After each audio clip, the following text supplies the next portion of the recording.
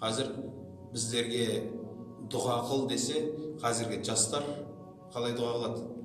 Я Алла, кәсібіме береке берші. Қазір біздің қазақтардың ше, дұға жасағаннан кімде қандай проблема бар екенін білуге болады. Өйткені қарызға кіріп кеткендер, я Алла, қарызымыздан құтылуды нәсіп ет.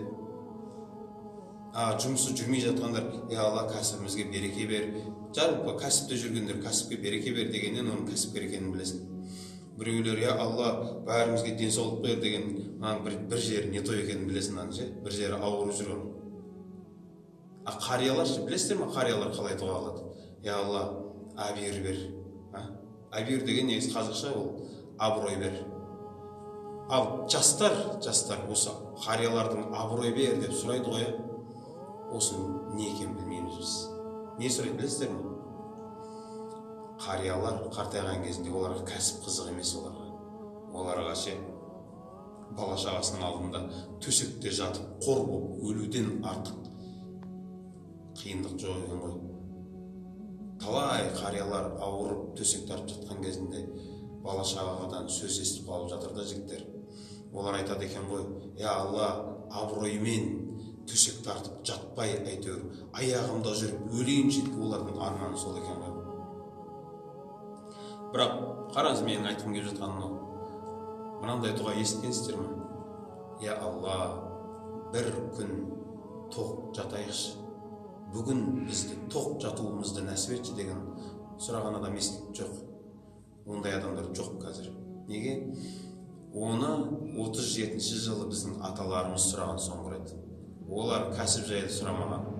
Олар, я Алла, өлген малдың терісін қайнатып жеп жатқан кезінде, я Алла, бүгін бір күн тоқ жатайықшы, ертеңгі күн жан нәсіп деп сұрайтын болғанда. Олар кәсіпке береке сұрамаған олар. Ағайындар, ал не дейді? Денсаулықты бар кезінде сұра, ауырмай тұрып денсаулық сұра, жоқтық келмей тұрып тоқтық сұра дейді. Қазір байқайсыздар ма, біз, я Алла, тоқтық берші деп сұрамаймыз, өйткені біз тоқтықпен ауырып жүрген адамдарымыз. Біз қазір біз азумен қалай азсам екен деген біздің қазақтың жігіттері кейбір қалай азсам екен деген уайыммен дәрілер ішіп, тренировка істеп, азудың жолдарын қарастырып жүрген адамдарымыз. Біз көл-көсір тамақтар істейміз. Біздің тамақтарымызда біз отырып кеткеннен кейін жартысы сол күйде артылып қалып жатыр. Оның жартысы итке тамақ болып жатыр да. Бізге қазір ағайындар, Құдайдан бер деп сұрағаннан гөрі шүкір, кешір, осы екеуін көбірек айтқан дұрыс сияқты. Я Алла, осы бергеніңе шүкір. Мына біздің ысырабымыз үшін кешір. Ғалымдар айтады, сен шүкіршілік ете алатын болсаң, сол шүкіршілік ете алғаның үшін сен Аллаға шүкіршілік ет. Өйткені талай адамдар шүкіршілік ете алмай өтіп кеткен дейді. Бауырлар, қолымызда бар нәрселердің қадірін білейік. Біз қазір менің айтқым келгені көп бауырлар, біз қолымызда бар нәрсенің қадірін білмейміз. Шүкіршілік ете алмай жатыр.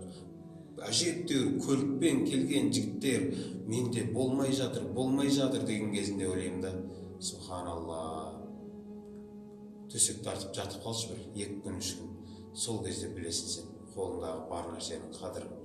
Ал ең қымбат нәрсе, қазақ айтады ғой, денсаулық. Бұл ең қымбат нәрсе, денсаулық. Денсаулығыңыз бар ма, соның қадірін біліңіз. Кішкене дүниеңіз бар ма, соның қадірін біліңіз. Сіз сияқты болуды армандап жүрген адамдар бар, ал сіз басқа нәрсе армандап жүрсіз.